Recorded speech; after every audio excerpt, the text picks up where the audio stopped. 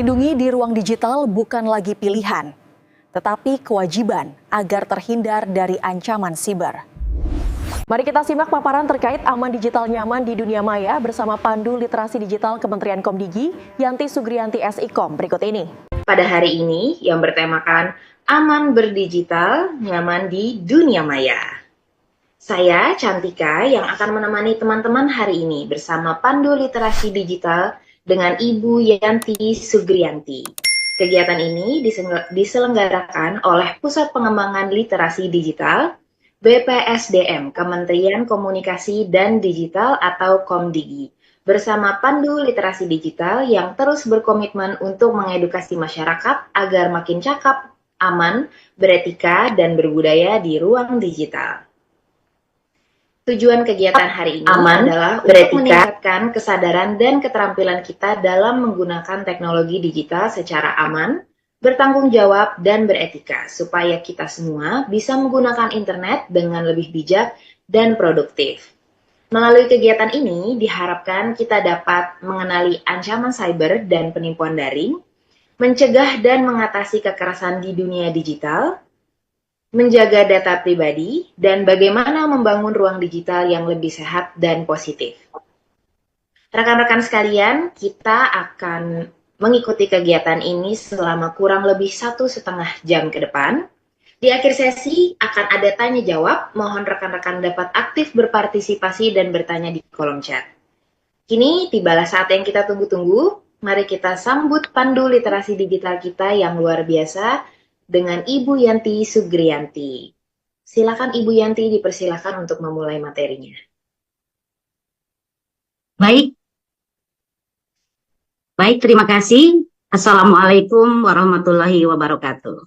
Waalaikumsalam warahmatullahi wabarakatuh. Yang pertama tentunya terima kasih nih kepada host dan juga nantinya yang akan membantu saya untuk share screen terkait materi hari ini. Terima kasih sebelumnya, dan untuk Bapak Ibu para peserta Zoom kali ini dalam literasi digital dengan tema aman digital.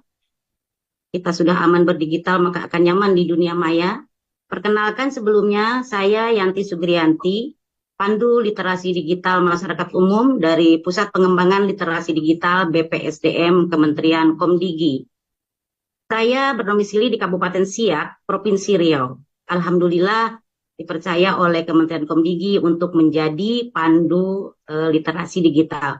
Mudah-mudahan apa yang akan kita bahas bersama di sini, saya selaku pandu bukan berarti lebih pandai, tapi kita sama-sama berdiskusi dan share pengalaman nantinya, seperti udah tadi disampaikan oleh host kita yang cantik ini, bahwa kita memiliki waktu 1 jam dan 30 menit. Nanti saya akan mencoba menyampaikan, mudah-mudahan sempat, karena ini padat nih, topiknya ada 4. Mudah-mudahan 1 jam selesai, kemudian yang 30 menitnya kita bisa berdiskusi bersama. Untuk Bapak dan Ibu sebelumnya, setelah saya perkenalkan diri, tentunya saya ingin tahu nih, karena ini se-Indonesia ya, saya ingin tahu Bapak dan Ibu peserta yang hari ini dari mana saja. Silakan ketik di kolom komentar atau di kolom chat, Bapak dan Ibu berasal dari mana, umpamanya dari Siak, Riau, nah seperti itu ya, supaya kami juga di sini tahu Bapak dan Ibu dari mana saja. Baik, mungkin mohon dibantu untuk selanjutnya kepada MC untuk share materinya.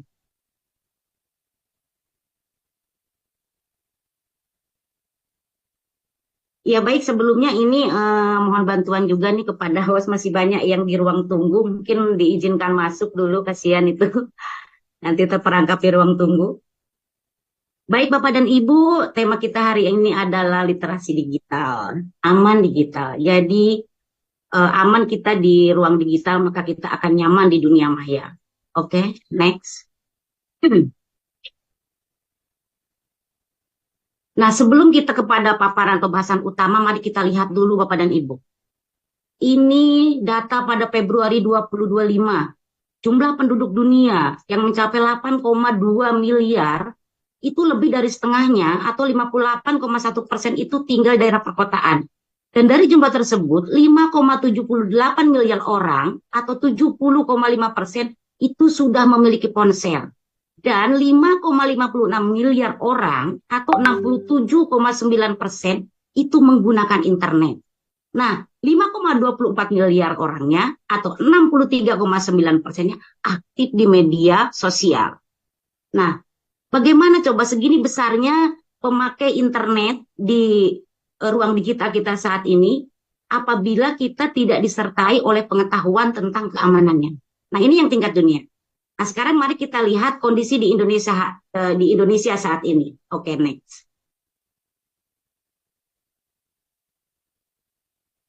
Nah, ini kondisi di Indonesia, Bapak dan Ibu. Penduduk Indonesia ya populasi jiwanya yang 284.438.900 jiwa, ini 80,66%-nya itu sudah melakukan penetrasi internet. Tentu saja keamanan ini tetap harus kita jaga. Nanti akan kita bahas apa sih yang namanya keamanan di ruang digital. Apa dampaknya? Kemudian apa tujuannya? Kenapa kita mempelajari ini? Kita lihat juga ini ya, tren indeks masyarakat digital Indonesia ini dari 2023 aja. Dari 43,18% sekarang sudah mencapai 44,53%. Artinya betapa dinamisnya pergerakan masyarakat Indonesia dalam mengakses internet. Maka sangat diperlukan bagaimana kita tahu keamanan di ruang digital. Nah, oke, next.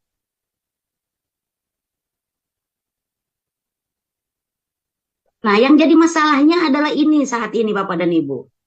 Kondisi Indonesia saat ini. Tidak semua pengguna digital yang segitu besarnya itu memiliki kecakapan digital yang memadai. Itu makanya kita lanjutkan. Oke, next.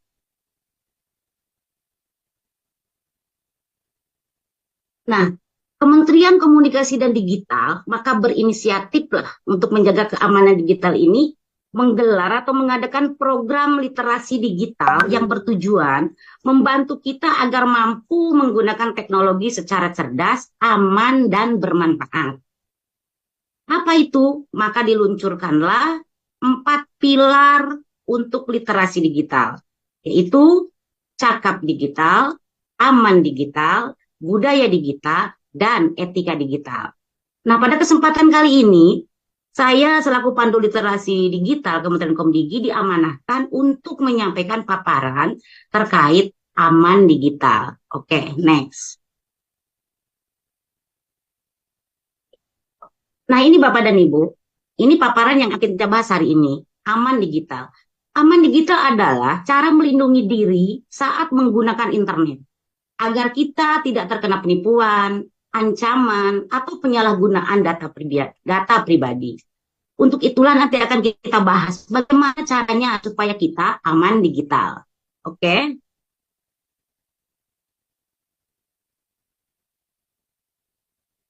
Ya, ini topik yang pertama ya Bapak dan Ibu. Ini pengantar keamanan digital. Keamanan digital adalah upaya untuk melindungi data, identitas, dan aktivitas online kita dari ancaman dunia maya seperti peretasan, pencurian data, dan penipuan digital. Keamanan digital itu, Bapak dan Ibu, tidak hanya soal teknologi. Kita mungkin pandai menggunakan teknologi saat ini yang sudah begitu canggih. Tetapi juga kesadaran kita sebagai pengguna dalam menjaga privasi dan bertanggung jawab terhadap setiap aktivitas kita di internet. Dengan memahami keamanan digital, kita selaku pengguna dapat mengontrol informasi pribadi, mengenali ancaman cyber, serta menerapkan kebiasaan aman. Apa saja nanti kebiasaan amannya? Nanti kita akan bahas di slide berikutnya. Oke, next. Nah, apa itu yang dimaksud dengan data pribadi, Bapak dan Ibu? Data pribadi adalah informasi yang dapat mengidentifikasi seseorang, mengidentifikasi kita, baik secara langsung maupun tidak langsung. Nah, ini mencakup segala hal yang berkaitan dengan identitas, kebiasaan, atau aktivitas seseorang di dunia nyata maupun di dunia digital. Nah, sebetulnya data pribadi ini ada dua, Bapak dan Ibu. Yaitu ada yang khusus atau spesifik dan ada yang umum. Nah, yang paling berbahaya ini adalah yang spesifik. Apa saja nanti data yang spesifik? Mungkin Bapak dan Ibu sudah tahu ya. Untuk yang sudah tahu, silahkan coba. Dari contoh data pribadi ini, nama lengkap, alamat rumah, nomor telepon, alamat email, nomor KTP, tanggal lahir, foto wajah atau biometrik ya, data lokasi, hingga informasi keuangan seperti nomor rekening atau kartu kredit. Menurut Bapak dan Ibu, silakan ketikkan di kolom komentar mana yang termasuk ke dalam data pribadi yang bersifat spesifik atau bersifat khusus. Ya, silakan diketikkan di kolom komentar. Nanti saat sesi diskusi akan kita bahas itu. Ya Bapak dan Ibu. Baik, next. Bapak dan Ibu, kenapa kita harus melindungi data pribadi kita? Ini kita untuk melindungi kebocoran data kita. Karena apa dampak kebocoran data? Satu, pencurian identitas. Data seperti KTP, nomor rekening, email, itu kalau bocor bisa digunakan orang lain untuk membuat akun atau melakukan penipuan atas nama korban. Yang dampaknya nantinya dari pencurian identitas ini adalah akan terjadi kerugian finansial, penyalahgunaan informasi pribadi, yang akhirnya akan mengganggu privasi kita dan menurunkan reputasi atau kepercayaan terhadap kita, dan akan terjadi akses ilegal ke akun digital kita. Bapak dan Ibu mungkin pernah mengalami ya, ada tiba-tiba kita mungkin entah teman kita di media sosial baik di Facebook ataupun di IG tiba-tiba klarifikasi. Teman-teman mohon abaikan ini ya, ini ada yang membuat akun atas nama saya padahal itu bukan akun saya. Nah, kan ada yang seperti itu. Nah, itu salah satu dari kebocoran data kita, Bapak dan Ibu. Bagaimana nanti solusinya supaya data kita tidak bocor? Nanti akan kita bahas di slide-slide berikutnya ya Bapak dan Ibu.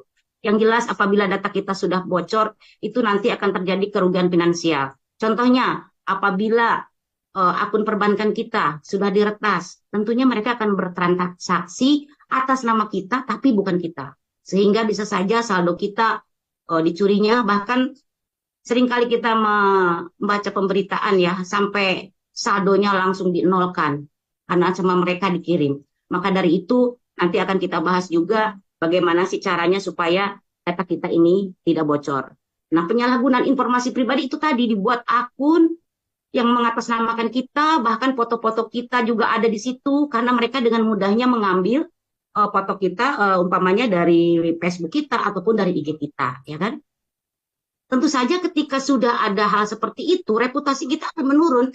Apalagi kalau ini bentuknya institusi ataupun perusahaan, itu dampaknya akan membuat image dari perusahaan atau institusi kita menjadi jelek. Nanti ada contoh kasus yang akan saya sampaikan di slide berikutnya ya. Baik, next. Nah, bagaimana caranya sih supaya data kita tidak bocor? Nah, ini dia. Gunakan kata sandi yang kuat, Bapak dan Ibu.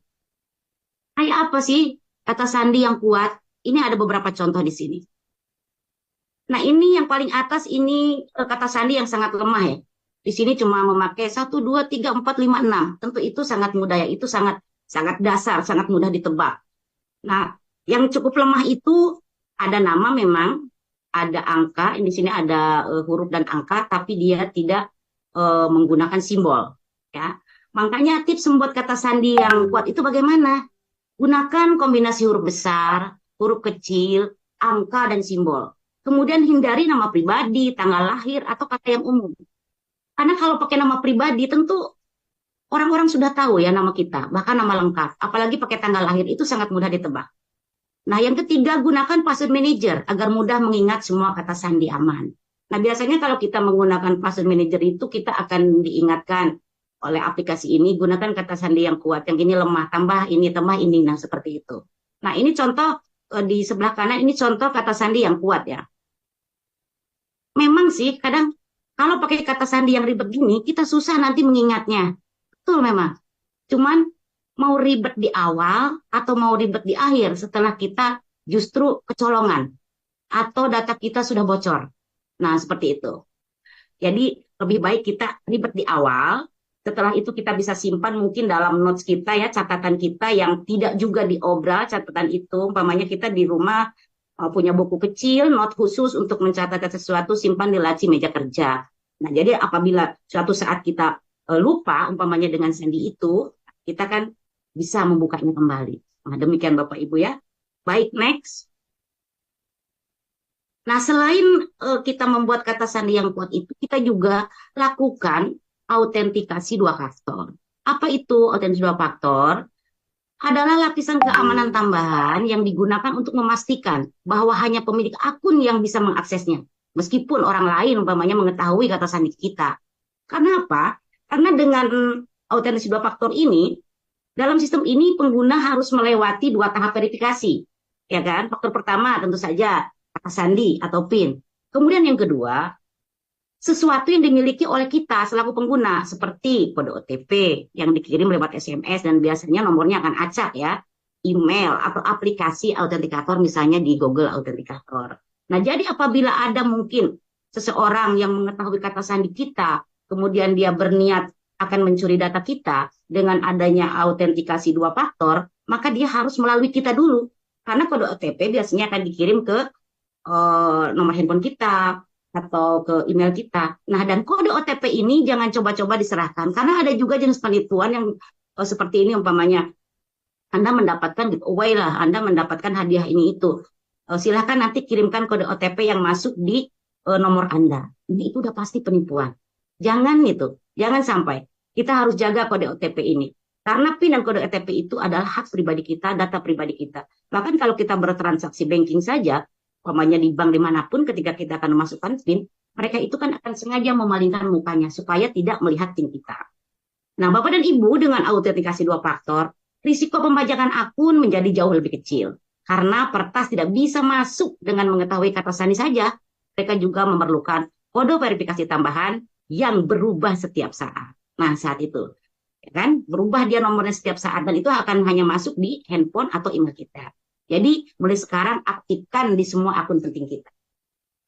Baik, next. Nah, bagaimana kita menghindari kebocoran data pribadi kita, Bapak dan Ibu? Mari kita berbagi informasi secara aman. Caranya gimana? Pilih platform terpercaya. Gunakan aplikasi atau situs yang memiliki sistem keamanan seperti enkripsi data. Kemudian batasi informasi pribadi. Jangan membagikan data sensitif seperti nomor KTP, alamat rumah, atau data keuangan tanpa alasan yang jelas. Jangan karena ini mungkin untuk yang anak-anak pemula ya. Mana tahu ada di sini untuk para pemula nih. Umpamanya, baru saja memasuki usia KTP. Senang, kemudian dipoto KTP-nya, apalagi dengan nomor NIK-nya ada di situ ya. Kemudian di-upload ke media sosial. Tolong jangan ya nak ya, jangan, itu bahaya. Kemudian yang ketiga, gunakan kata sandi pada file penting. Nah itu tadi sudah kita bahas.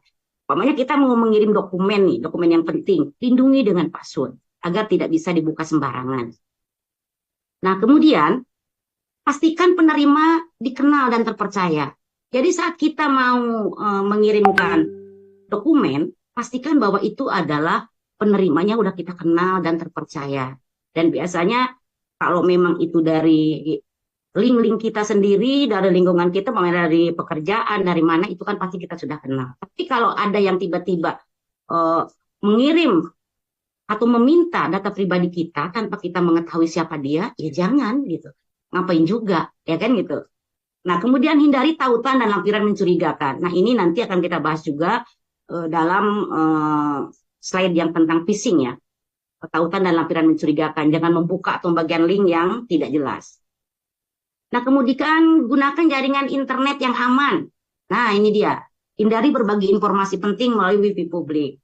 Bapak dan Ibu, apalagi orang-orang lapangannya mungkin sering kita duduk di kafe ataupun di taman-taman kota itu yang ada Wi-Fi gratisnya. Nah, usahakan ya jangan berbagi informasi yang penting melalui Wi-Fi publik. Ya, melalui Wi-Fi pribadi kita aja, melalui data kita saja. Karena kalau sudah di Wi-Fi publik, namanya juga publik. Ya kan, kita tidak tahu bagaimana nanti data kita yang kita share di situ, apalagi umpamanya masalah keuangan, perbankan. Jangan ya Bapak dan Ibu. Kemudian yaitu tadi jangan unggah data pribadi di publik. Dan kemudian yang harus kita pikirkan itu adalah risiko sebelum kita memberikan informasi. Ini kuncinya. Setiap kali kita memberikan informasi, pikirkan risikonya. Baik, berikutnya. Nah, ini juga. Oke, next. Nah, berikutnya ini privasi di media sosial. Kalau tadi saat kita membagikan mungkin data-data pribadi kita melalui jejaring pribadi, entah di grup WhatsApp, mungkin entah di mana, kemudian melalui WP publik, itu yang harus dihindari. Nah, maka sekarang ini kita masuk ke media sosial. Saya yakin lah Bapak dan Ibu di sini semua memiliki akun di media sosial ya, baik di Facebook mungkin, ataupun di IG, dan lain sebagainya. Apalagi sekarang udah ada Facebook Pro ya, semua berlomba-lomba untuk menjadi kreator digital di situ ya. Oke, jadi bagaimana sih kita di media sosial ini atur privasi akun? Nah, ini kadang memang pengaturan akun menjadi private agar hanya teman atau pengikut yang disetujui yang bisa melihat postingan kita. Kemudian batasi informasi pribadi. Hindari membagikan data sensitif seperti alamat rumah, nomor telepon, jadwal aktivitas, atau dokumen penting di media sosial. Nah, ini Bapak dan Ibu ya, apalagi jadwal aktivitas, umpamanya kita share pula di situ, besok kita mau kemana, hari ini kita di mana. Nah, itu kalau bisa Bapak dan Ibu jangan terlalu detail ya kan, karena kita tidak tahu di luaran sana ada orang yang sedang memantau nih orang ini mau kemana seperti itu. Dan umpamanya kita pergi berlibur saja Bapak dan Ibu, upayakan postingan itu kita postnya setelah kita selesai gitu. Jangan di saat itu juga gitu ya kan. Nah itu, jadi kita tetap harus memikirkan resikonya lah. Kalaupun kita mungkin mau siaran langsung atau gimana, tetap faktor resiko harus kita pikirkan. Kemudian di media sosial itu pilih teman atau pengikut dengan bijak. Terima pertemanan atau pengikut hanya dari orang yang kamu kenal dan kamu percayai, katanya kan. Nah, jadi hati-hati saat kita membagikan foto dan lokasi. Nah, ini yang tadi saya bahas juga tadi bahwa lokasi kita di yang on time gitu ya. Ini hati-hati. Jangan unggah foto yang memperlihatkan lokasi rumah, sekolah, atau tempat kerja secara detail. Sampai dari mulai masuk ini ya kamar saya, ini dapur, ini ruang keluarga ya. Kalau nggak usah juga seperti itu ya Bapak dan Ibu ya. Kalaupun kita ingin membagikan itu jangan terlalu detail gitu kan. Kemudian gunakan kata sandi yang kuat dan unik. Nah kembali yang tadi sudah kita bahas ya. Kata sandi bisa juga kita ganti secara berkala dan aktifkan autentik dua faktor. Kemudian waspadai tautan mencurigakan. Nah ini, jangan coba-coba klik link yang tidak jelas asalnya, meskipun dikirim oleh teman, karena bisa mengandung virus atau bahkan phishing. Pernah heboh ya Bapak dan Ibu, ada yang membagikan link di situnya undangan pernikahan. Tentu kita merasa, oh ini mungkin dari rekanan, dari teman yang anaknya mau nikah, atau teman ini mungkin mau nikah, ya kan? Kemudian kita klik, ternyata linknya itu kita diarahkan kepada situs-situs yang berbahaya. Dan ternyata itu bentuknya adalah phishing. Dan ini sudah terjadi ya. Mungkin Bapak dan Ibu sudah tahu semua lah tentang hal ini karena sempat ramai juga ya. Nah ini soal phishing nanti kita akan bahas juga di slide berikutnya. Kemudian periksa izin aplikasi pihak ketiga. Cabut akses aplikasi yang tidak digunakan agar data pribadimu tidak salah gunakan. Bapak dan Ibu, saat ini banyak sekali aplikasi-aplikasi yang justru meminta data pribadi kita. Nah, jangan sekali-kali kita langsung saja percaya begitu. Ini sekarang banyak sekali, apalagi dengan zaman EA seperti sekarang ya. Itu karena kita ingin bisa mengedit foto kita supaya jadi ini, kemudian kita ingin instan dalam membuat sesuatu, kita langsung ke AI dan sebelum masuk ke situ karena kita download aplikasinya, dia minta data pribadi kita. Itu hati-hati, pilih yang terpercaya ya Bapak dan Ibu. Intinya pikirkan sebelum posting. Pastikan setiap unggahan tidak membahayakan diri dan orang lain, baik sekarang maupun di masa yang akan. Baik, next.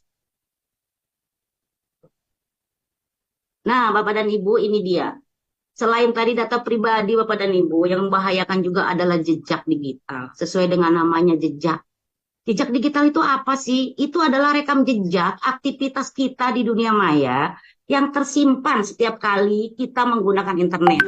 Semua hal yang dilakukan secara online, seperti mengirim pesan, mengunggah foto, berkomentar di media sosial, menelusuri situs web, atau bahkan sekedar melakukan pencarian di Google, itu akan menjadi jejak digital kita, Bapak dan Ibu.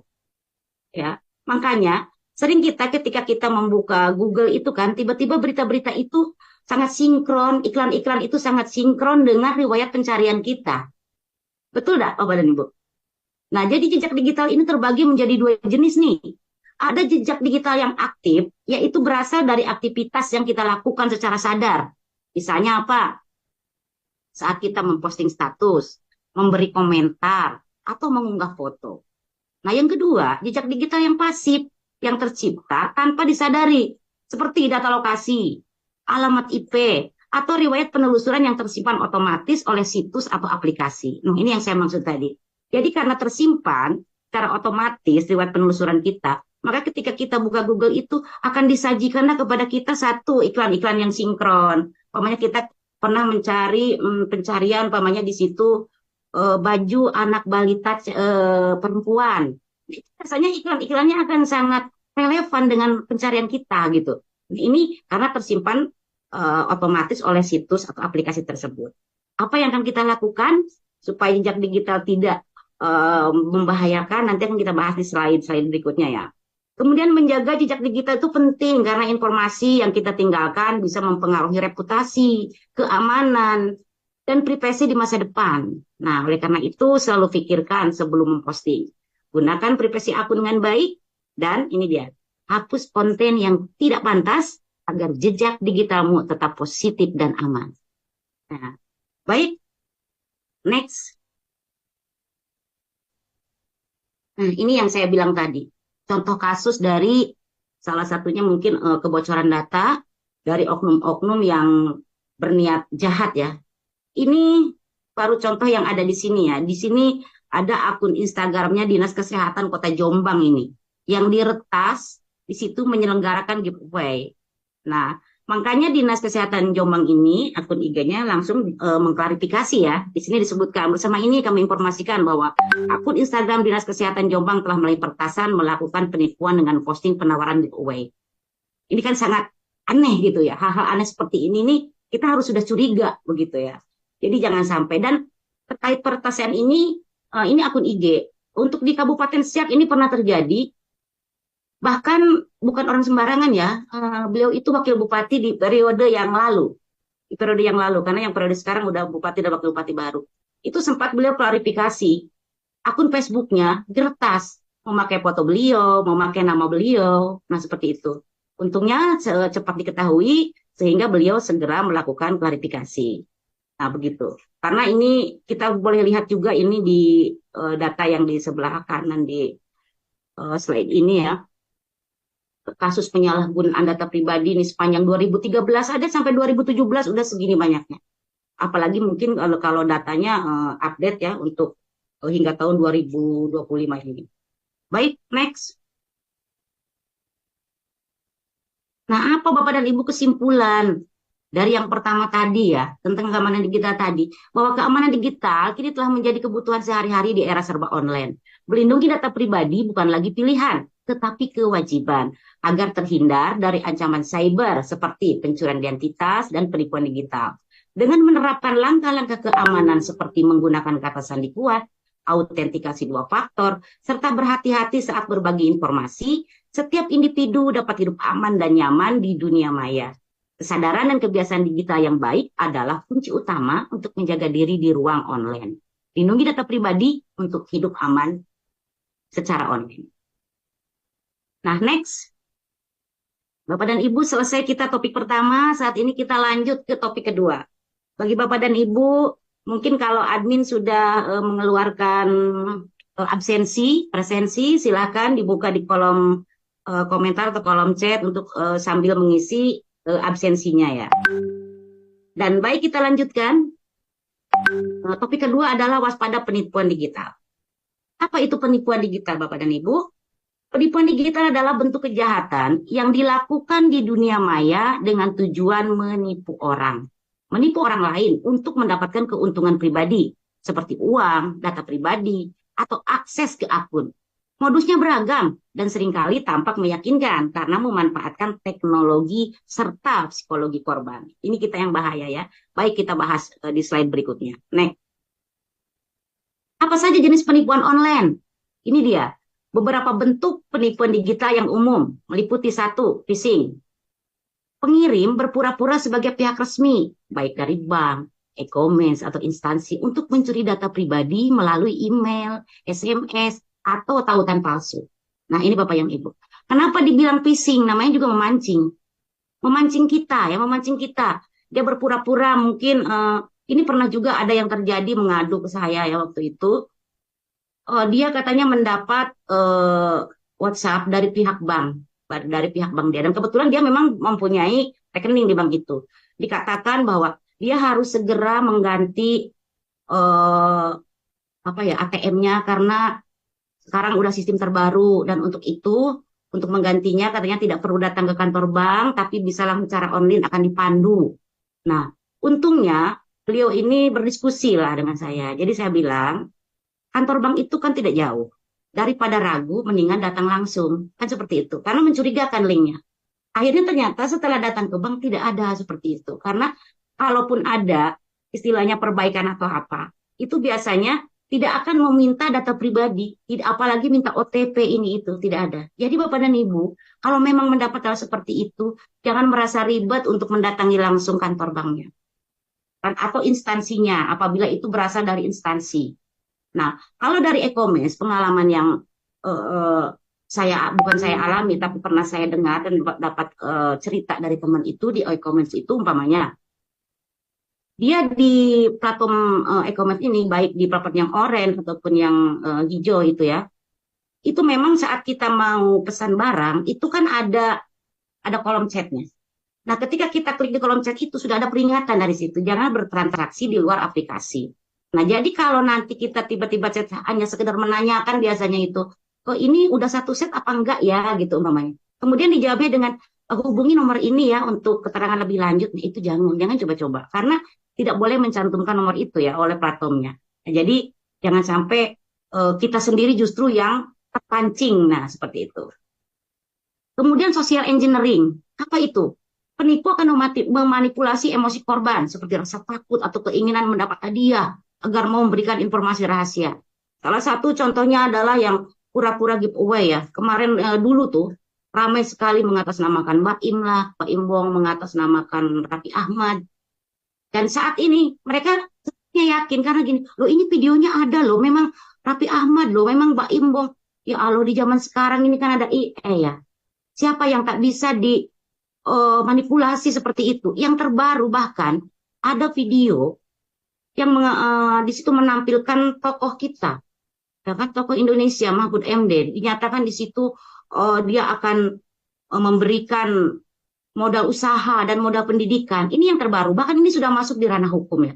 Jadi siapapun suara kita, video kita di era-era IS sekarang ini itu semuanya bisa, gitu kan. Jadi jangan kita istilahnya mudah tergiur. Ini giveaway dapat segini.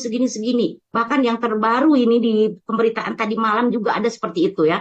Dia mengatasnamakan Koko Anu. Orangnya pakai video gitu kan. Tapi dia pakai masker bahkan. Dilindunginya wajahnya. Kemudian disuruhnya klik link ini. Gabung di grup WA ini. Dan itu ternyata ujung-ujungnya adalah penipuan. Ini dia social engineering. Ada lagi yang tiba-tiba mengatasnamakan aparat kepolisian. Dia menelpon bahwa ini saudara Anda ditangkap karena gini. Kalau tidak kirim uang segini akan langsung diproses. Nah, itu sudah pasti penipuan. Jangan diikuti ya. Dan jangan panik dan jangan diikuti. Nah, ini belanja online seperti tadi ya. Dia selain dia akan minta menghubungi secara nomor pribadi, pelaku biasanya juga akan membuat toko palsu atau iklan fiktif untuk menarik pembeli. Lalu menghilang setelah menerima pembayaran. Ya kan, dia membuat toko palsu. Jadi ciri-cirinya apa sih? Itu tadi nanti ya. Harganya murah banget, tidak masuk akal. Tapi kadang kita tertarik gitu kan, sehingga kita klik ya kan. Nah, itu hati-hati dengan penipuan belanja online. Itu jenis penipuannya ya. Kemudian ada investasi dan undian palsu juga. Dia menjanjikan keuntungan besar dalam waktu singkat. Padahal tujuannya menipu. Nanti korban dengan tanpa sadar gitu kan, karena terayu dia akan mengirim uang. Ini biasanya kalau yang mencuat itu terkait ini ya, investasi bodong, kemudian ada juga sistem risan, ternyata pemegang arisannya lari ya. Mungkin Bapak dan Ibu semua pernah melihat pemberitaan ini ya, baik di media online, cetak ataupun di televisi. Oke, baik, kita nanti akan bahas lebih lanjut di slide berikutnya. Oke, next. Oke, berikutnya, nah ini dia ciri-ciri penipuan online. Itu tadi yang saya bilang, menjanjikan hadiah atau keuntungan besar secara tiba-tiba. Bapak dan Ibu, apabila Bapak berinvestasi di sini, maka keuntungannya adalah 50%. Ya Allah, Bu, kita rasional saja ya, Bu, ya, Pak. Bank aja nggak berani dong memberi istilahnya keuntungan yang sampai 50% seperti itu ya. Kalau hal seperti itu biasanya lebih kepada money game ya. Biasanya gini, yang setor pertama itu nanti akan dibayarkan untuk yang setor berikutnya, untuk investor berikutnya, sampai akhirnya tidak ada yang setor lagi maka habislah uang. Nah, ini sudah banyak sekali kejadian di Indonesia ini ya, dan itu ada juga yang sudah masuk ke ranah hukum. Kemudian ciri-ciri penipuan lainnya apa? Meminta data pribadi. Nah, itu juga udah kita bahas tadi ya, seperti PIN, password, atau kode OTP. Jangan coba-coba kita berikan pada orang lain. Kemudian akan mengirim tautan atau link mencurigakan yang menyerupai situs resmi. Itu phishing tadi ya. Mengaku sebagai pihak resmi seperti bank atau instansi pemerintah. Menggunakan bahasa mendesak atau menakut-nakuti korban. Itu juga sudah kita bahas tadi ya. Meminta transfer uang ke rekening pribadi. Apalagi ya, ini sangat gamblang sekali loh. Kok minta transfernya ke uang pribadi? Kita belanja umpamanya di e-commerce. Kok minta transfernya ke dia? Karena Bapak dan Ibu, kalau kita belanja di e-commerce itu, keuntungan kita selaku konsumen itu apa? Baik yang kita mungkin bayar langsung melalui transfer dana atau bahkan COD sendiri, itu uang kita itu tidak langsung ke penjual. Jadi akan diamankan dulu oleh e-commerce itu sendiri. Ini jaga-jaga apabila nanti mungkin kita tidak cocok dengan barangnya, kita mengembalikan barang, sehingga uang itu bisa dikembalikan ke kita. Di situ amannya. Jadi keamanan yang sudah diberikan sama kita ini jangan kita robek dengan kita memberikan justru data pribadi atau kita mau mentransfer ke akun pribadi si penjual ini sendiri. Karena itu pasti nanti kita tidak akan bisa klaim ke e-commerce itu sendiri, ya kan? Kemudian mengaku sebagai pihak resmi itu sudah tadi ya, menggunakan bahasa mendesak, meminta transfer uang, menggunakan akun atau situs yang tidak terverifikasi. Nah, intinya kita harus selalu berhati-hati ya Bapak dan Ibu, tetap berhati-hati. Baik, untuk selanjutnya, slide selanjutnya, kita akan bahas tentang phishing ini. Oke, next. Nah, ini dia. Apa itu phishing? Biasanya phishing itu ada ya orang yang mengirim pesan atau email dari alamat yang mirip dengan instansi resmi. Itu tadi yang contoh kasusnya ya, yang di Jombang kemudian terjadi peretasan. Terus seandainya kita pernah nggak, atau Bapak dan Ibu ada yang pernah nggak mendapatkan link umpamanya mengatasnamakan Kementerian Komdigi lah, atau mungkin kalau yang pencari kerja itu Kementerian Tenaga Kerja gitu kan. Kita harus ingat Bapak dan Ibu, biasanya kalau instansi pemerintah itu di belakangnya adalah .go.id gitu ya. Jadi kalau masih memakai yang .com itu mungkin harus kita waspada ya gitu. Itu kalau dari instansi. Kemudian juga kalau umpamanya dari e-commerce seperti tadi, kita harus tetap waspada. Waspada, selalu waspada ya. Maaf sebentar, ini suaranya nggak apa, izin minum. Nah ini juga nih, phishing itu menyertakan tautan atau link palsu yang mengarah ke situs tiruan. Itu tadi untuk menguntungkan si pelaku ini ya. Meminta data pribadi seperti username, password, PIN, atau kode OTP. Sama sekali tidak boleh kita kasihkan ya. Jangan sampai kita kasihkan. Baik, kemudian yang berikutnya, menggunakan bahasa yang mendesak atau mengancam agar korban segera bertindak. Bapak dan Ibu, ini anak ibu kecelakaan gini gitu, segera datang begini begitu, atau ini sudah di rumah sakit yang membutuhkan uang untuk pendaftaran lah, untuk biaya berobat atau apa. Nah, jadi biasanya orang tua yang ditelepon seperti ini, kita kan akan kaget gitu ya. Dan karena mendesak, terus jangan bilang siapa-siapa dulu ya. Kalau yang kasusnya umpamanya dibilangnya kasus narkoba, jangan bilang siapa-siapa dulu. Karena ini, kalau ibu langsung atau bapak bisa kirim uang, nanti kasus ini akan kita 86-kan lah gitu istilahnya ya kan. Sehingga orang tua mana sih yang tidak risau ya mendengar anaknya terlibat kasus seperti itu. Kemudian langsung dikirim saja. Nah ini jangan sampai. Ini yang harus kita pahami. Ketika dia bilang, jangan bilang siapa-siapa. Nggak ada polisi yang seperti itu ya kan.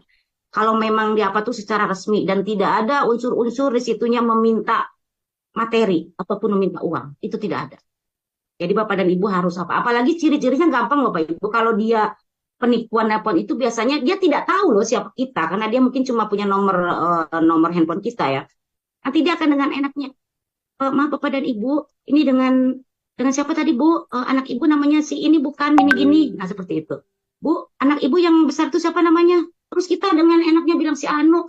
Nah ini Bu lo si Anu. Nah jadinya seperti itu gitu. Jadi ketika ada orang tiba-tiba menanyakan data pribadi kita, ya jangan langsung kita balik bertanya lah. Ini siapa? Masarnya kamu siapa emangnya? Nah, kan seperti itu kan. Jadi hati-hati ya Bu. Itu ciri-ciri phishing juga ya. Kemudian dia akan mencoba dengan menampilkan logo dan tampilan yang menyerupai situs asli untuk meyakinkan korban. Kemudian mengandung kesalahan ejaan tuh atau tata bahasa yang tidak profesional. Itu tadi kita bisa pelajari lah dari situ ya. Masa iya bahasa umpamanya dari instansi resmi atau dari dinas resmi atau dari perusahaan resmi kok bahasanya acak-acakan. Nah gitu ya kan. Jadi kita bisa juga dari situ untuk melihat potensi dari penipuan itu. Yang berikutnya sering menawarkan hadiah atau promo yang terlalu bagus untuk dipercaya. Akan berhadiah mobil lah ini itu ya kan.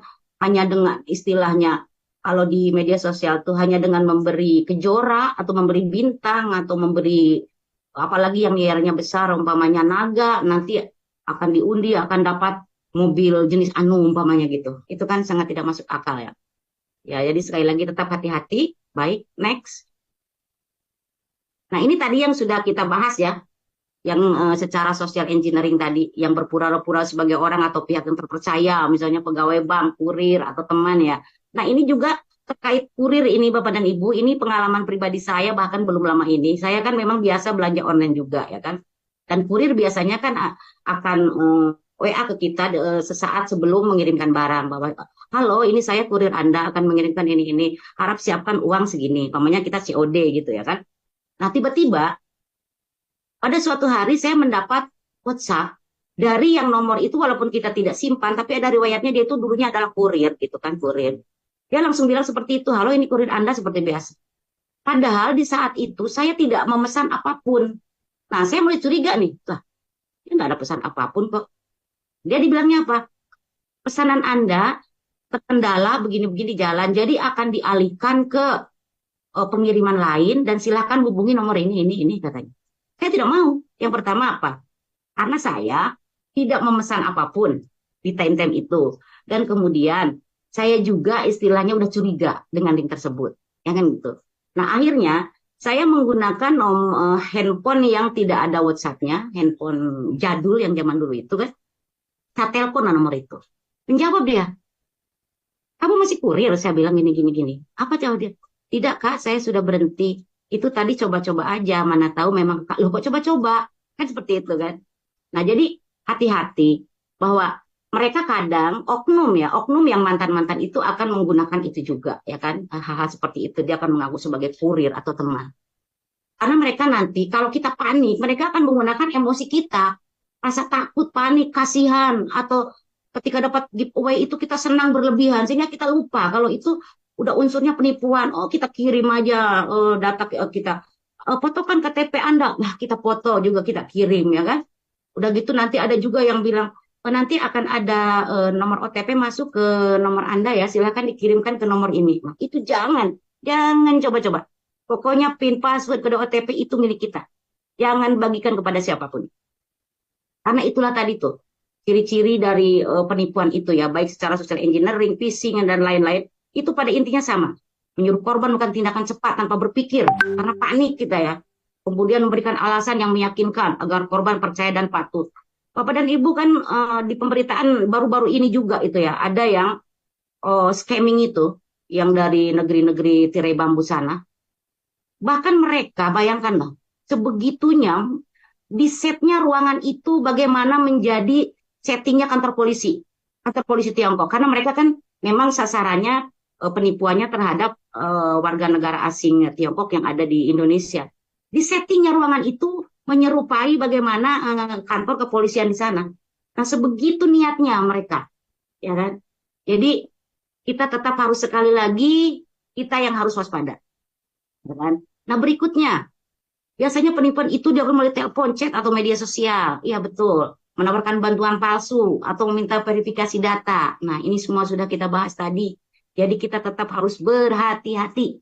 Berhati-hati, jangan sembarang memberikan PIN, password, ataupun kode OTP. Apalagi itu kalau berhubungan dengan perbankan kita. Bisa amblas nanti rekening kita, Bapak dan Ibu dan teman-teman sekalian.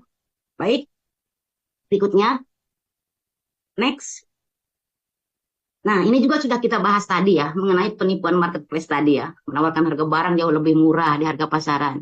Nah, Bapak dan Ibu, itu tadi ketika kita masuki marketplace itu ya, kita mau pesan, sebelum kita pesan tergoda oleh harga murah, coba Bapak dan Ibu cek dulu deh akun tokonya. Kita scroll ke bawah, itu kan ada toko anu gitu ya, kita klik di situ. Kita cek ulasannya. Di situ kan ada bintang 5 tuh. Kalau di situ bintangnya aja cuma 1 atau 2, mungkin ya kita berpikir ulang lah. Atau mungkin barang sejenis ada di toko lain gitu ya. Kemudian kita juga lihat juga ini ulasannya, ulasan pembeli. Kalau di situ pembelinya masih 0, nah kita pindah ke toko lain, ya kan? Apalagi nanti kalau kita lihat deskripsi produknya itu, nampaklah itu hasil screenshot aja, screenshot dari internet, mungkin dari apa? Dari penjual aslinya, ya kan? Sekedar seperti itu. Kemudian dia juga akan mengirimkan, ada pernah itu di gambarnya itu dia mengirimkan nomor telepon yang disamarkan. Umpamanya huruf nolnya dengan huruf O. Itu memancing kita supaya, oh ya, supaya lebih mudah berurusan dengan penjual ini, kita akan mengirim langsung aja lah ke nomor WhatsApp ini. Nah, justru itu jangan dilakukan Bapak dan Ibu. Hati-hati. Karena dia pasti ada maksud terselubung di balik itu, ya kan? Kalau memang dia jujur membuka toko di situ, ya udah, semuanya harus melalui ke marketplace dulu. Nasabah kita atau konsumen kita, baik COD ataupun yang transfer harga, itu akan ditampung dulu di rekening bersamanya e-commerce itu. Nanti ketika si pembeli sudah klarifikasi bahwa menerima barang dengan baik dan cocok, kita kan klik tuh konfirmasi. Nah, itu baru nanti akan dibayarkan kepada si penjual. Tapi kalau di tengah jalan ternyata, apalagi di marketplace online itu kan ada yang namanya COD, cek dulu ya. Pas dicek dulu sama kita, loh barangnya beda loh, bukan ini yang saya pesan. Saya pesan baju kok datangnya sepatu, terus kita balikan. Nah, itu nanti uang kita masih aman di e-commerce ini, dan itu bisa kita klaim setelah kita balikan barang, akan dibalikan kepada kita. Nah, seperti itu ya. Jadi hati-hati dengan penipuan marketplace saat ini, di mana kalau kita melihat ya, ini macam di Kabupaten Siak saja, ini kalau pagi itu di agennya Sope lah ataupun jasa pengiriman lain itu akan penuh sekali. Di situ banyak kurir yang akan segera mengantarkan barang-barang pesanan online kita ya langsung ke rumah-rumah seperti itu. Artinya apa? Betapa tingginya animo masyarakat untuk berbelanja online dengan segala kemudahannya. Seperti itu. Tapi sekali lagi kita harus tetap waspada dengan resiko penipuan online di marketplace ini. Baik, berikutnya. Next. Nah, bagaimana Bapak dan Ibu cara mencegah penipuan? Itu tadi sudah saya bahas juga tadi ya. Untuk mencegah penipuan digital, kita sebagai pengguna harus selalu waspada dan berhati-hati dalam setiap aktivitas online. Pastikan untuk memeriksa keaslian akun, situs, atau pesan sebelum melakukan transaksi. Dan jangan pernah, ini garis bawahi, jangan pernah membagikan data pribadi seperti PIN, password, atau kode OTP kepada siapapun. Gunakan platform resmi serta metode pembayaran yang aman dan hindari tergoda oleh tawaran hadiah atau promo yang terdengar terlalu bombastis ya, atau terlalu bagus lah, seperti itu kan.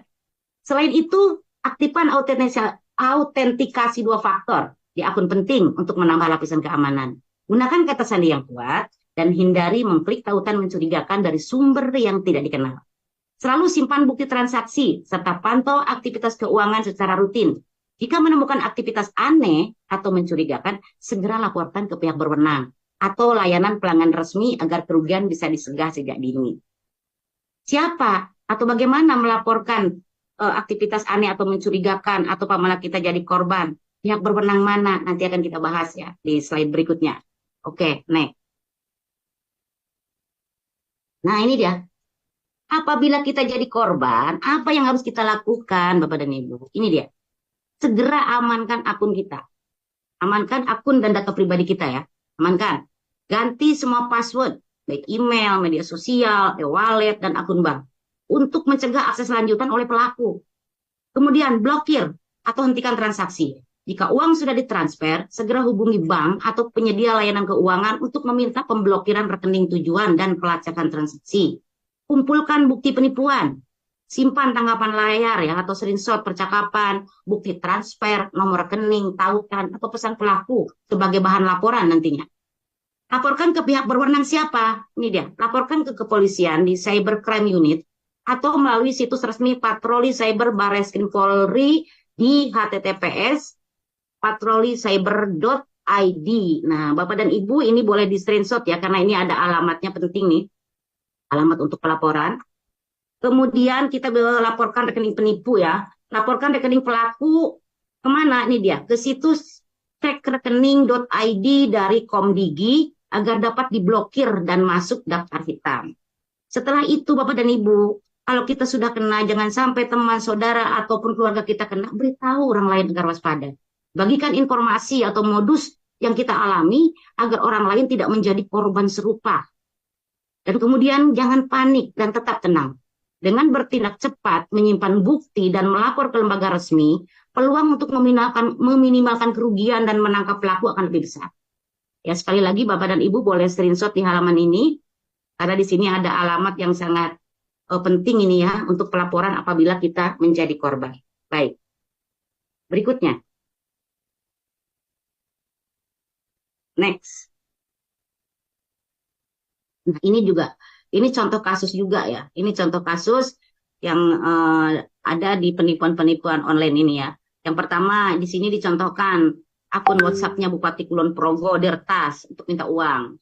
Nah, ini yang penipuan di marketplace ya, yang di sebelah kanannya di sini ada isinya pesan resmi lah dari Shopee Indonesia, nomor Anda begini ya kan. Nah, kan dikasihnya kita tautan. Nah, padahal di sininya Bapak dan Ibu boleh lihat ini. Masa blogspot.com ya kan? Masa blogspot Shopee kan seperti itu. Blogspot ini sangat-sangat gratisan banget gitu ya. Nah, nggak mungkin kan? Nah, kemudian juga ini ada selamat Anda terpilih meraih gebiar hadiah Lazada. Nah, ini semua penipuan Bapak dan Ibu. Kita jangan langsung tertarik saja ya. Dan untuk yang saya alami sendiri belum lama ini, bahkan baru-baru ini ada masih tergolong saudara, tiba-tiba dia klarifikasi melalui grup keluarga. Karena apa? Tiba-tiba nomor WhatsApp-nya itu ada yang meretas. Di situ dikirimnya ke semua kontak yang ada itu dia meminjam uang 5 juta rupiah. Ketika saya menerima WA itu, saya udah langsung curiga. Yang saya telepon bukan ke nomor yang itu, karena saya yakin ini nomor sudah berada di penguasaannya orang yang tidak bertanggung jawab. Yang saya telepon adalah ke nomor istrinya, ke nomor kakaknya, mengklarifikasi itu. Dan dia ternyata baru sadar kalau nomor WhatsApp yang itu sudah diretas. Akhirnya dibuat klarifikasi. Dan kita semua memblokir nomor dia. Blokir kita dulu. Nah, seperti itu. Gitu ya Bapak dan Ibu. Jadi mungkin hal seperti itu. Atau bahkan mungkin ada Bapak dan Ibu yang sudah mengalami hal sedemikian. Kalau ada yang sudah mengalami, silahkan juga boleh diketik ya di kolom komentar. Nanti kita diskusikan di sesi setelah pemaparan ini ya. Supaya kita semua sama-sama bisa terhindar dari penipuan online ini. Dan kita semua yang berada di ranah digital ini bisa aman di dunia maya ya. Baik, next. Nah, Bapak dan Ibu, kesimpulannya dari semua itu adalah bahwa di era digital yang penuh informasi, kewaspadaan dan ketelitian ini sangat penting. Sebelum mempercayai sesuatu yang beredar online, tidak semua informasi di internet itu benar, Bapak dan Ibu. Sehingga pengguna perlu memeriksa sumber, membandingkan data, dan memastikan kebenarannya sebelum membagikan atau mempercayainya dengan bersikap kritis dan hati-hati. Kita dapat terhindar dari hoax, manipulasi, dan penipuan digital, serta turut menciptakan ruang digital yang aman dan terpercaya. Oke, baik Bapak dan Ibu, topik kedua sudah selesai. Sekarang kita akan memasuki ke topik ketiga, ya kan? Nah, Bapak dan Ibu yang belum mengisi absensi, kalau sudah di-share oleh admin, silakan segera diisi absensinya ya, supaya nanti bisa mendapatkan sertifikat. Jangan lupa juga nanti di akhir season itu, di akhir acara itu akan ada survei yang akan barcode-nya di-share juga oleh admin ya. Baik, kita lanjutkan ke topik 3 ya, melawan kekerasan seksual berbasis elektronik atau KSBE. Nah, ini Bapak dan Ibu. Next ya.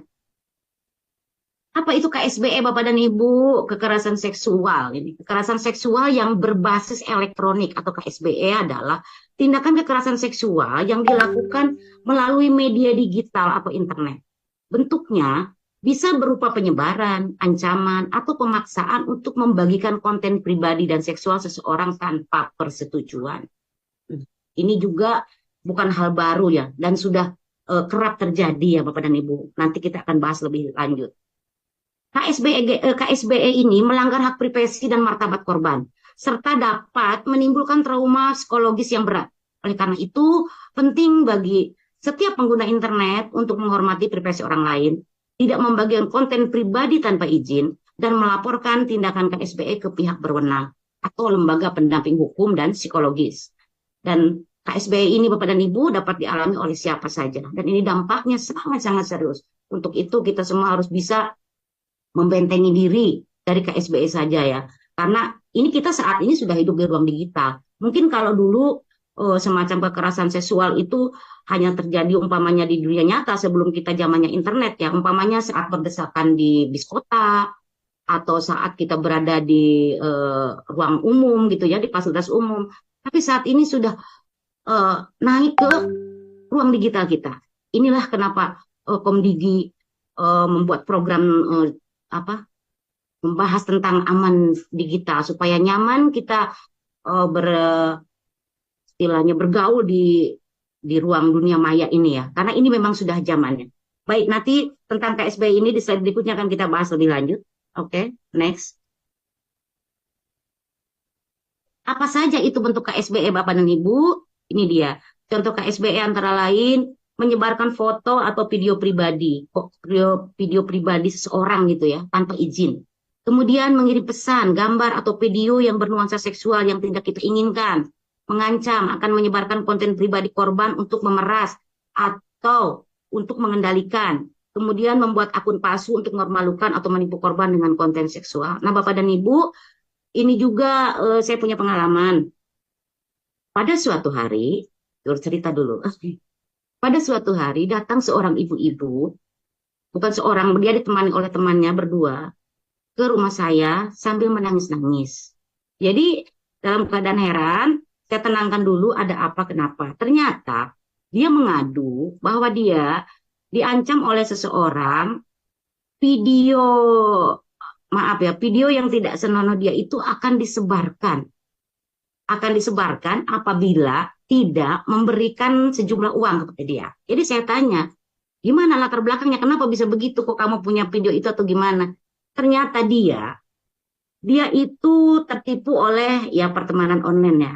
Kayaknya berkenalan di dunia maya, kemudian beralih ke WhatsApp karena dia minta nomornya, kemudian dikirim WhatsApp, akhirnya terjalinlah hubungan via WhatsApp itu, mereka berdua saling teleponan, saling video call, dan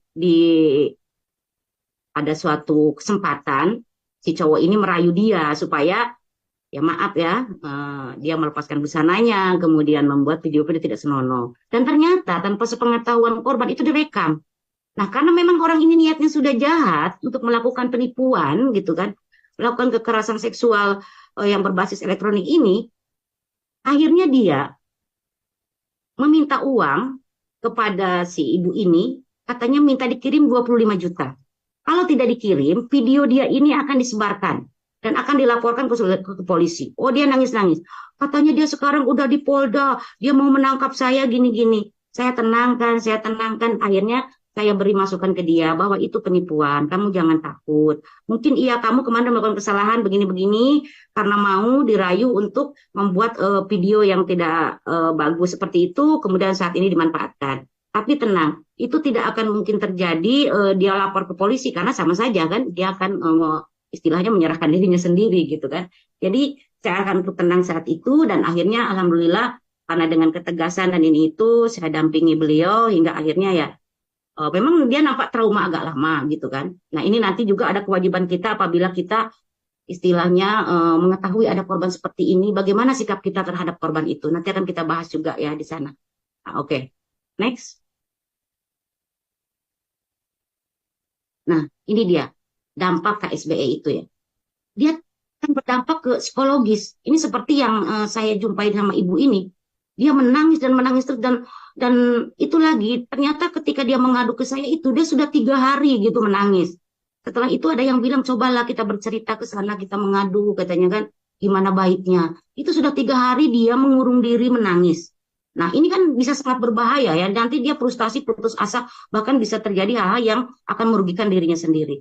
Jadi korban dapat mengalami trauma, stres, rasa malu, cemas, depresi, bahkan kehilangan kepercayaan diri pasti. Makanya dia mengurung diri.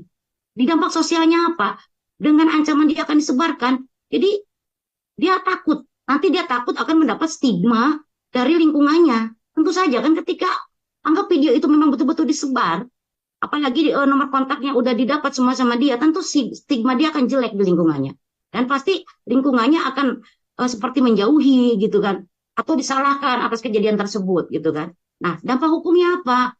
Memang dampak hukumnya, pelaku ini yang menyebarkan tanpa izin ini bisa dikenai sanksi pidana sesuai Undang-Undang ITE dan Undang-Undang Tindak Pidana Kekerasan Seksual atau TPKS. Tapi itu tadi ya kan, kalau kita istilahnya tidak punya bukti yang kuat, makanya itu tadi di atas, selain atas kita udah jelaskan. Ketika kita menjadi korban penipuan ini, kita jangan panik, kita langsung screenshot. Kita kumpulkan bukti-bukti supaya saat melapor, kita tidak tanya mana buktinya, kitanya bingung gitu kan. Karena aparat penegak hukum pastinya akan membutuhkan bukti-bukti untuk memproses kasus tersebut.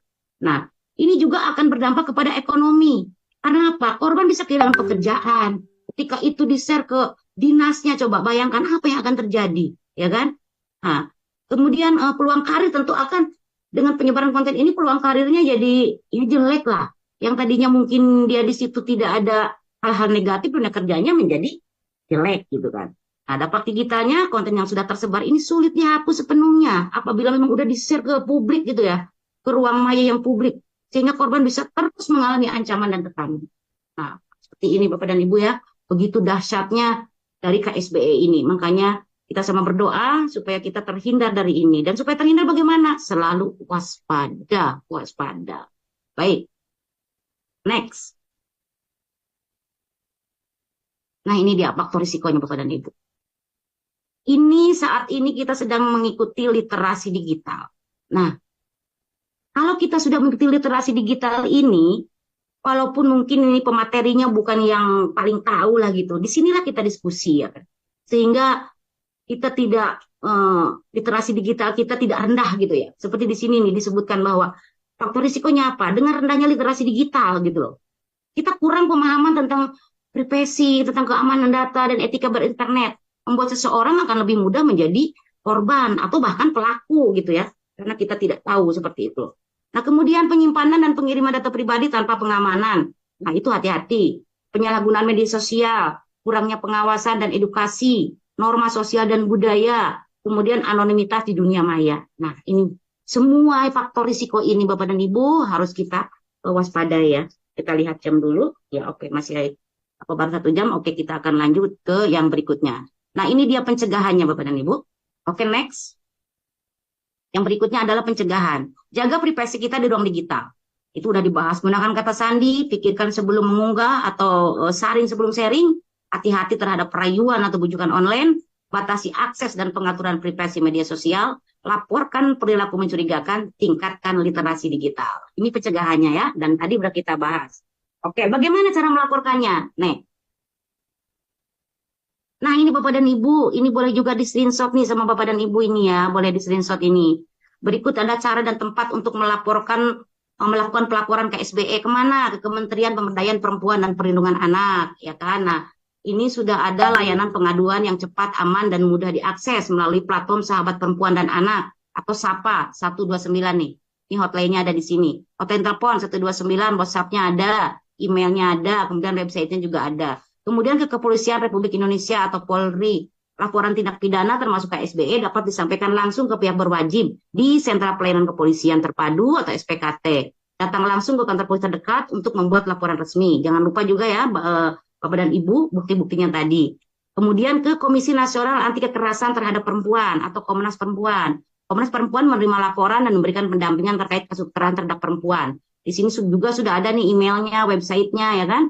Nah silakan Bapak dan Ibu ini disimpan, di-screenshot saja supaya nanti kita bukan ingin menjadi korban, nauzubillah ya, tapi seandainya atau ada saudara, tetangga atau rekanan kita yang menjadi korban, maka kita akan bisa sedikit banyak membantunya. Baik, next. Hal penting saat melaporkan, nah itu tadi udah saya bahas ya, siapkan bukti. Dan kita jangan takut ya, karena kerahasiaan identitas kita akan sangat dijaga. Kita sebagai pelapor atau korban akan dijaga kerahasiaannya untuk mencegah retraumatisasi dan menjaga keamanan. Dan kemudian kita juga akan disiapkan layanan pendampingan. Selain pelaporan, korban juga bisa mendapatkan layanan pendampingan psikologis dan bantuan hukum dari lembaga-lembaga tersebut atau lembaga perlindungan perempuan dan anak lainnya. Nah, jadi jangan takut untuk melapor Bapak dan Ibu, nanti malu, tidak. Kerahasiaan identitas kita sangat dilindungi. Baik, next. Nah, Bapak dan Ibu, berikutnya adalah dukungan untuk korban. Nah, itu tadi saya bilang, seandainya kita kan, alhamdulillah kita tidak jadi korban karena dengan literasi kita tentang digital yang baik ini, kita terlepas dari menjadi korban. Tapi ada tetangga, saudara maro ataupun kawan-kawan kita yang kena. Maka kita harus memberikan dukungan. Apa bentuk dukungan yang dapat diberikan kepada korban kekerasan seksual berbasis elektronik, Bapak dan Ibu? Nah, maka dengarkan ketika dia bercerita. Dengarkan dengan empati. Biarkan korban bercerita tanpa menghakimi. Dengarkan dengan penuh perhatian dan hindari menyalahkan korban atas kejadian yang dialaminya. Berikan dukungan emosional. Tunjukkan bahwa korban tidak sendirian. Tenang, kamu tidak sendiri, ada saya, gitu kan. Jaga kerahasiaan korban, jangan malah kita sebarkan.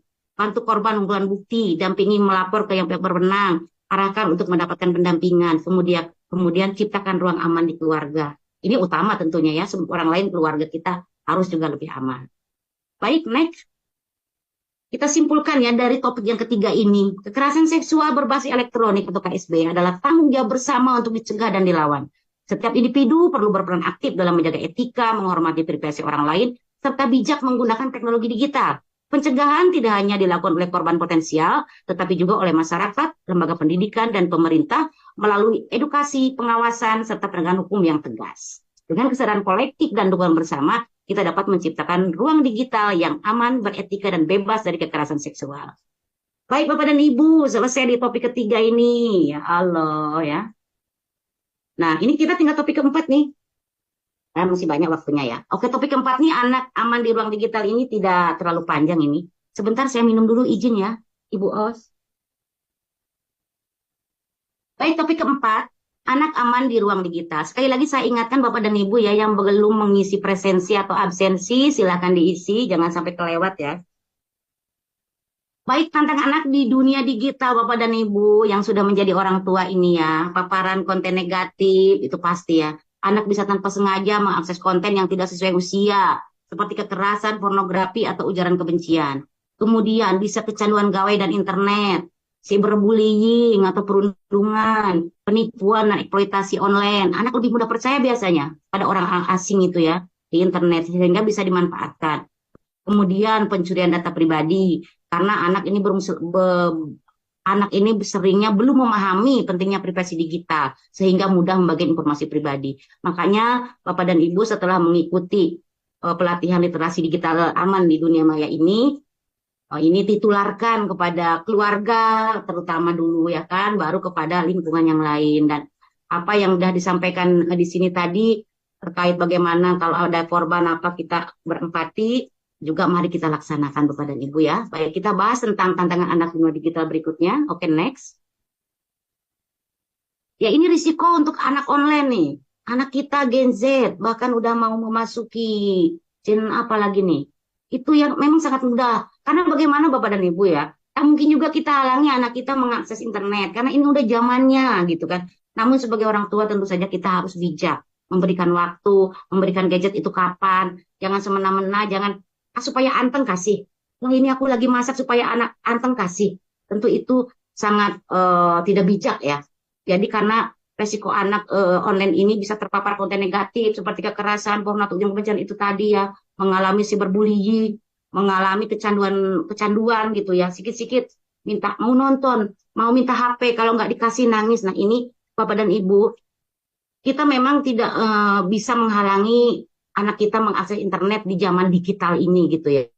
Tapi jangan biasakan terutama untuk yang masih balita ini. Kalau udah dimulai dari balita, kemudian kita biarkan dia sesuka hati, yang penting anteng, karena kita juga ingin anteng juga scroll-scroll belanja online ya. Nah, ini yang tidak bijak. Jangan ya Bapak dan Ibu, kita harus sayang pada generasi kita berikutnya. Jadi bagaimanapun tega tak tega kita harus berupaya memberikan jadwal kapan dia bisa nengok handphone gitu kan. Nah, yang untuk udah remaja mungkin, nah itu apalagi nanti. Di situ kan kita bisa ada pembatasan itu ya. Di akun-akun itu sebetulnya baik di akun YouTube, di apa itu udah ada pembatasan orang tua. Mungkin kita bisa setting itu di pembatasan orang tua. Dan supaya anak juga tidak merasa privasinya diganggu, kita berikan penjelasan kepada mereka bahwa kamu belum saatnya untuk mengakses ini, ada masanya, begini begitu. Insya Allah kalau disampaikannya dengan baik, anak kita juga akan mengerti. Sekian ya. Baik, berikutnya, ini dia tadi yang saya bilang ya, bahwa yang berikutnya, oke, next. Nah, ini peran orang tua. Nah, kita sebagai orang tua, ini dia peran kita. Mendampingi anak saat menggunakan gadget dan internet, memberi contoh penggunaan teknologi yang bijak. Jangan kita melarang dia, kita asik ada seharian scroll-scroll ya, ditengok oleh anak. Akhirnya ketika kita melarang dibalikan, mama juga, papa juga. Nah, kan jadi nggak enak, ya kan? Menetapkan batas waktu penggunaan gawai, mengajarkan literasi digital. Nah, apa ilmu yang didapat dari pelatihan literasi digital ini sampaikan kepada anak. Menanamkan nilai etika dan sopan santun online sejak dini, mengawasi aktivitas anak di media sosial tanpa melanggar privasinya, itu yang saya bilang tadi ya, memberi pemahaman tentang privasi digital, pentingnya menjaga data pribadi, membangun komunikasi terbuka, bekerja sama dengan sekolah dan komunitas. Karena saat ini apalagi di sekolah sudah ada komite sekolah ya, biasanya orang-orang tua, wali murid ada di situ. Jadi bisa kita berkomunikasi di situ dan biasanya sudah ada grup-grupnya itu. Baik itu peran orang tua ya Bapak dan Ibu. Nah, ini dia Bu yang berikutnya, next. Itu juga udah kita bahas tadi ya. Ini tentang aturan penggunaan gawai ini. Tentang pilih konten anak, dampingi saat apa. Oke, ini sudah kita bahas. Oke, selanjutnya, next. Nah, yang berikutnya. Nah ini ya, bagaimana kalau kita menghadapi cyberbullying yang terjadi pada anak kita ya. Nah, ini dia, bangun komunitas terbuka Bapak dan Ibu. Ajak anak untuk bercerita. Jika ada pesan, komentar, atau perlakuan yang membuatnya tidak nyaman di dunia maya, pastikan anak tahu bahwa ia tidak sendiri dan dia tidak akan dimarahi atau disalahkan. Tenang, nak, kamu tidak sendiri. Ada mama, ada papa. Mama, papa tidak marah. Ceritakanlah. Nah, dengan begitu nanti rasa percaya diri anak akan tertanam. Kenapa? Karena dia menerima empati kita, gitu kan. Kemudian kita ajarkan bagaimana cara kita merespon dengan bijak kalau ada cyberbullying kepadanya. Bilangkan, jangan kita balas seperti mereka. Karena kalau kita balas dengan jahat lagi berarti kita sama dengan mereka. Tentu dengan bahasa yang baik ya. Namanya kepada anak kita tidak boleh menjudge. Kamu juga gini. Nah, itu jangan gitu ya. Stop cyberbullying terhadap anak ya kan gitu. Kemudian bantu anak menyimpan bukti seperti yang sudah saya paparkan tadi ya. Kita screenshot bukti-buktinya. Nah, beri dukungan emosional. Pantau, jangan sampai dia tiba-tiba mengurung diri. Karena kena cyberbullying itu mengurung diri, kemudian akhirnya dia bergaulnya dengan internet, dengan konten-konten yang tidak kita inginkan. Salah satu contoh ya, walaupun itu belum dipaparkan secara luas apa yang terjadi, yang baru saja terjadi ini di sebuah kampus di Jakarta itu ya, itu sudah istilahnya dipaparkan oleh para ahli-ahli psikologi, bahkan dari apa itu diperkirakan anak ini karena sering mengurung diri, mungkin mendapat cyberbullying atau lain dan sebagainya, walaupun itu belum dipaparkan secara resmi gitu ya. Ini baru pandangan-pandangan. Kita harus tetap hati-hati Bapak dan Ibu. Baik, selanjutnya apa kesimpulannya? Oke, kita lihat kesimpulannya next. Setiap anak memiliki hak untuk belajar dan bermain di dunia digital secara aman, positif, dan terlindungi. Dunia digital seharusnya menjadi ruang yang mendukung tumbuh kembang anak, bukan tempat yang menimbulkan risiko atau bahaya. Oleh karena itu, diperlukan peran aktif orang tua, pendidik, dan masyarakat dalam memberikan pendampingan, edukasi literasi digital, serta memastikan lingkungan online yang ramah anak. Dengan begitu, anak dapat mengeksplorasi teknologi dengan gembira, sekaligus aman dari ancaman digital. Nah, itu Bapak dan Ibu. Alhamdulillah udah selesai di session keempat. Oke, kita next. Nah, ini Bapak dan Ibu, untuk ilmu-ilmu berikutnya yang sangat bermanfaat, Bapak dan Ibu dapat follow ya media sosialnya Pusbang Literasi Digital ini, Bapak dan Ibu. Ini akun-akunnya Pusbang Literasi Digital Kementerian Komdigi, Bapak dan Ibu ya. Di sini sudah lengkap nih.